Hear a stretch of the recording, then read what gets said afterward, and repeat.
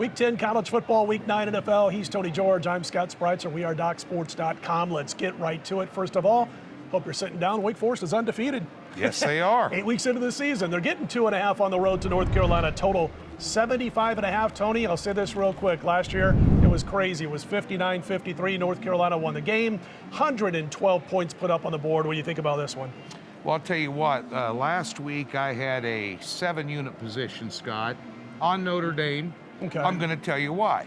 Because Mac Brown is the best fade coach in college football in big games. And there's a couple coaches like that. I've been fading Mac Brown since he was at North Carolina before this stint, and then at Texas. Except when Vince Young was quarterback. Well, that's it. But Scott Frost could win the Big Ten if he had Vince Young at quarterback. So it was automatic. I think you and I talked about that last week. I told you off the air, I said, Mac Brown would have never won a national title if it wouldn't have been for Vince Young. Right. And, you know, Rick Barnes is like that in basketball, in college basketball, which, by the way, starts November 9th. Tuesday. Yeah, there you go. So only 150 games, I think. So. That's it. But nonetheless, here we are in a big game. Clawson, best coach in the game. I think best quarterback of the game right now, the way Hal's been up and down. Sure. I kind of like Wake Forest quarterback in this game.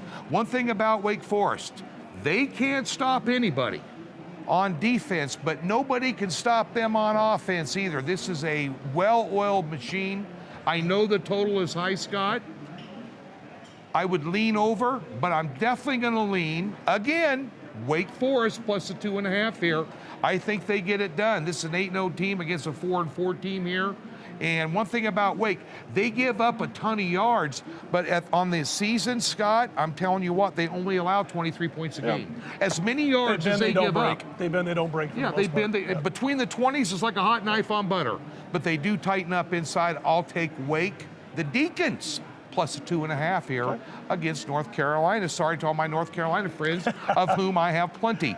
Scott, we talked about Ole Miss, Auburn last week. I gave out Auburn here, and I talked about the treacherous schedule that Ole Miss had going into that game. Sure. Now they're back at home. While the schedule gets a little bit easier, it doesn't get that easy with Liberty coming to town here. Hugh Freeze got a good team. Your thoughts on this? He does. He's the former Ole Miss coach. Yep. He's coming home. I went against Ole Miss like you did. I went against him last week and played Auburn. In this particular game, you've got Malik Willis, who, you know, is thought of as being one of the top quarterbacks taken in the upcoming NFL draft. When that time rolls around, I will say this: there were a couple of games not too long ago when he threw 3 picks in back-to-back games, 6 picks over 2 games. They beat Middle Tennessee anyway with those 3 picks, but they lost in one of those games when he threw the 3 picks. That was against UL Monroe, of all teams. So he's going to have to play a better brand of football as the competition steps up. And the only real time this year that they faced a situation where the competition stepped up, and I'm talking about a little bit, they ended up losing to Syracuse 24-21. Here's the thing, though. I do believe both teams are going to be able to put points on the board. I just don't think Liberty's going to be able to hold Ole Miss down, and I look for this game, Tony, to go over that posted total. And by the way, this thing opened up at 15.5, Scott, on the look-aheads, and now it's sitting at 9.5. You think you're gaining some value with Ole Miss based on the fact they lost last week and had such a rough schedule? Well, that's kind of, you know, I was like, looking, boy, if I can get a couple of touchdowns here before the lines came out. You mentioned the old lines, the look-ahead lines. With Liberty, okay, but not down to 9.5, 10. I can't jump in on Liberty here. I do like that over, though. I do think it ends up going over the total. Big Ten action, Michigan State. Man, they did it again to Jim Harbaugh in East Lansing last week. They got the win, come from behind win. Mel Tucker, great halftime adjustments. They were able to get back in the game and overtake Michigan and get the victory. Purdue sitting at 5-3, not bad. Michigan State, Tony, laying 3 in this one, total 54. I remember last week at halftime when Michigan was looking pretty good, and I thought, boy, Michigan State loses this game, first loss of the season, bubble burst theory. Purdue's going to be a pretty big play for me next week. And then, of course, Michigan State comes back and wins the game. Your thoughts on this one? Well, I'll tell you what, and I apologize. I gave out Michigan last week on this show. I really thought that they were going to be able to. They got off to a great start, and the defense never showed up. But that's because Kenneth Walker was running the football. I don't think the Ravens, back when they had Ray Lewis, could have stopped him last week. They ran the football great here. On the other side of the coin, Purdue had a layup against Nebraska, gifted them a ball game. Yeah. Nebraska and Adrian Martinez gifted them a football game. I wasn't going to bring it up because I'm so tired being a Husker about hearing about Adrian Martinez. You know, I mean, it's just time for Scott Frost to move on. Yeah, another topic for another show, but it's time for him to move on from Adrian Martinez. Well, he definitely has hitched his wagon to that kid, and for whatever reason, I don't know, but he handed them the game on a silver platter. So maybe that, and even with all those turnovers, the difference in the score wasn't that much, Scott. Sure. If Nebraska had been playing anybody good, like Ohio State this weekend, and you want to give them the ball 4 times, that's going to be 4 touchdowns. You know, they're making reservations for 6 every time you hand the ball over to them here. I think Michigan State can win this game and cover this spread, but what interests me the most about this game, 2-word pick, under 54. Okay. I like this under. One thing Purdue has, Scott, they're only allowing, I wrote this down so I wouldn't forget, 18 points per game. And bear in mind, Michigan State's quarterback, we've been hearing so much about him, you know, Peyton Thorne. Here's the thing. Last 2 games, 4 interceptions, only 1 TD, and Michigan State's defense only allows 52% completion rate here. I think it's going to be hard for Purdue to score a lot of points. I think it's also going to be not so easy for Michigan with a little bit of Michigan State with a little bit of that Michigan hangover. Just my thoughts. I could be wrong.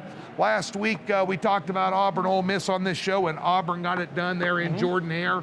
And now a big one here in the SEC, Scott.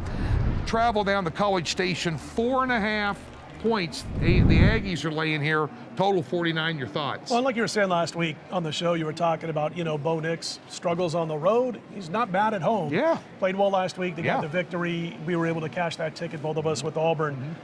The 2 previous road games, which were against Penn State and LSU, Bo Nix connected on about 53% of his passes, make that 54%. He was 44 of 81. They ended up splitting. They won 1, they lost 1. They beat LSU, they lost to Penn State. On the road, before the LSU win, his previous 5 games on the road against Power 5 teams, Bo Nix was hitting 51% of his passes. That's it. And was 1-4 straight up in those games. Now they're going into the hotbed, man. College Station, A&M already owns a win here over Alabama.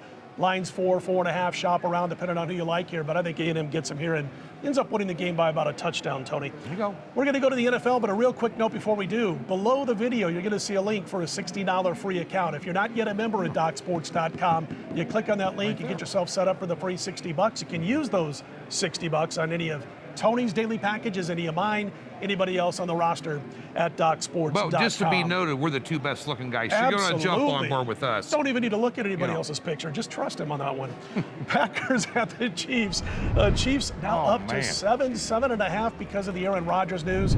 Check out the video with Chuck Esposito, by the way, and we talk a little bit about a few of the key players that are missing this week. Aaron Rodgers being one of those, testing positive for COVID. So KC goes from basically a pick to 1.5 all the way up to as high as 7.5, total 48. Well, although Aaron Rodgers isn't playing, I'm not so sure that he's worth 7.5 points. And you're going to get a lot more Kansas City money by. We tape this on Wednesday. By the time Sunday gets here, Scott, I would not be a bit surprised to see 7.5 here on Kansas City.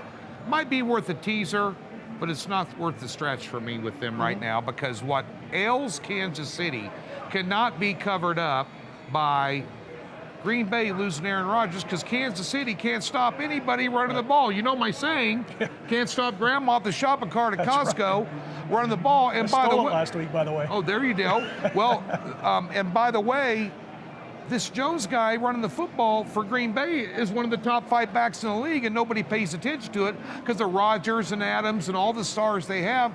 And the other thing you need to pay attention to is, while we talk about Aaron Rodgers and the offense, a lot of the reason for the success of Green Bay this year, like I mentioned with the Arizona Cardinals, is not all the offensive stars, it's their defense is playing better. And I think Mahomes, until they quit turning the ball over, you saw it on Monday night, turn the ball over. Until they stop turning the ball over and establish the run, they're going to have to dink and dunk with their offense, especially against this defense. The total is at 48. I think Green Bay runs the ball, eats clock, keeps Kansas City out the field, and their defense goes to work. I'm going to take the under in this game, Scott. Okay. I think Makes that's sense. I think that's the best way to look at it. I will say this real quickly. I watch the Manning brothers on Monday Night Football so do when I. they're on. They're not Yeah. on every week, but I watch them when they're on. They really make Monday Night Football. Oh. And they had Michael Irvin on towards the end of the game, and I thought he hit it on the head. He said Kansas City's pressing. And I'm paraphrasing here, but he said Kansas City's pressing because things aren't going as smoothly as they've gotten used to over the past couple of years with Mahomes at quarterback.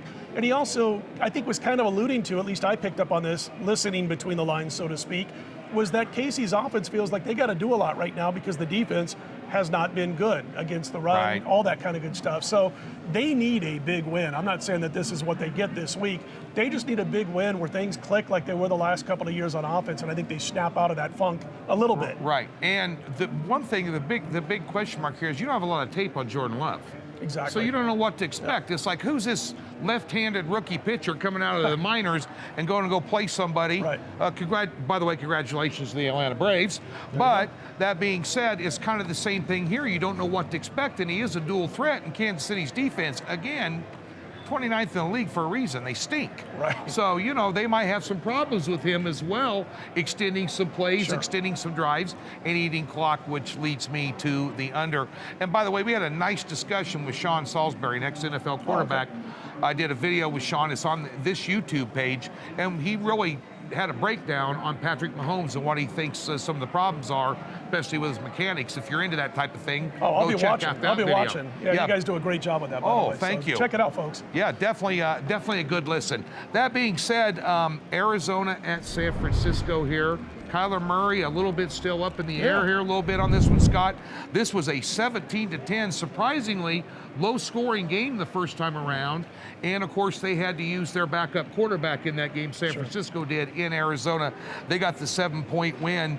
They travel. This opened up at 3. Interesting line drop under the phone number of 3. Now Arizona laying 2.5, total 45. Well, I've seen this as low as pick. Yeah. Came back up a little bit Wednesday afternoon to 1.5 in some spots. At the stations, it's currently off the board. And the reason, of course, as Tony mentioned, Kyler Murray being banged up, being questionable for this game. Now, here's the thing. I mean, I had San Francisco in that first meeting. It was about a month ago. It was like October 10th. They had many chances, several chances to win that football game, talking about the Niners. Big time. And the rookie quarterback, well, basically came up short, 4th and goal, landed just in front of the goal line, and that was that. But I'll tell you what Shanahan does. He knows how to defend this Arizona offense with Murray at the helm. Always gives them fits. Oh, man. Second time they played last year, they held him to under 5 yards per pass. First time they played him last year, they held him to about 5 yards per pass. As Tony mentioned, they held him to 17 points this year. 53 points combined in 3 games is what San Francisco has given up to Arizona. That's 18 points per game, just under that. It's the number 5 defensive line by most ranking systems when you talk about the San Francisco 49ers defense. And I think, again, they're going to be able to slow this team down. I like the under, which is sitting right now about 45 as we speak.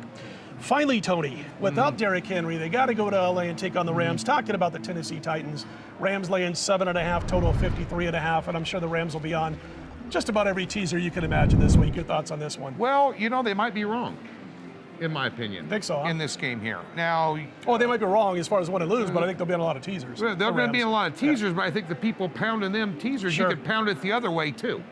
Now, I'm not saying that Henry is not the largest part of their offense. They ran the ball 300 times this year. He's ran at 220 of them.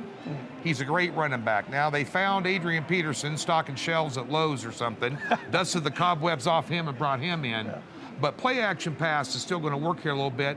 And Tannehill has some weapons. Now, many people say, and I know that you were talking with Chuck off the air here a little bit ago, that maybe he's a product, Tannehill is a product of the fact they can run the football and it made it easier for him. They've got a couple wide receivers down there that are pretty good. Sure. They're playing good defense. And the one thing about the Rams, I'm going to say this. I'm not 100% sold on the Rams, and I'll tell you why, Scott. Strength of schedule. Look at the wins they've had. Sure. I mean, they've had some convincing wins, not so convincing over Detroit. They played the Giants, they played the Texans, they played Chicago. I mean, their schedule they have not been fully tested, Right. in my opinion here. So what I would do with this game here, I'll tell you, I'm going to go against everything that everybody else is doing. I'm going to take the Titans plus 7.5. and I'd stick them in a teaser at plus 13.5. I think they're a good football team. I think they're more than Derrick Henry. I do think it's a big hit. I think it's about a 3-point hit. Chuck Esposito is going to be rooting for your side. I'm There's sure no doubt he in is. this game. Every sportsbook manager in town is, but I'm gonna go that route in this game here. I think the Titans are, I mean, they're battle tested. Look at the schedule. Look at the teams they've beaten. The Buffalo, Kansas City. I mean, these guys, you know, and they won a. Look, they hang around in games. Look what they did against the Colts last week. I mean, again, gifted them a game. Carson Wentz, thank you very much. I had Indy. I had him. Yeah, so, you know, hey, we tell it like it is here, but at the end of the day here, I think the Titans make a good stand in this ball game. I really do. I'd probably stick them in a teaser before I take them straight up. This is a free pick, by the way. I'm not telling you to put 5 dimes on it, but at the end of the day here, I think this is going to be a better ball game than some people think. Good stuff, Tony George. And don't forget to check out all the videos from Doc Sports, all the guys, all the gang. In fact, we got videos up each and every day of the week talking basketball, football, the above.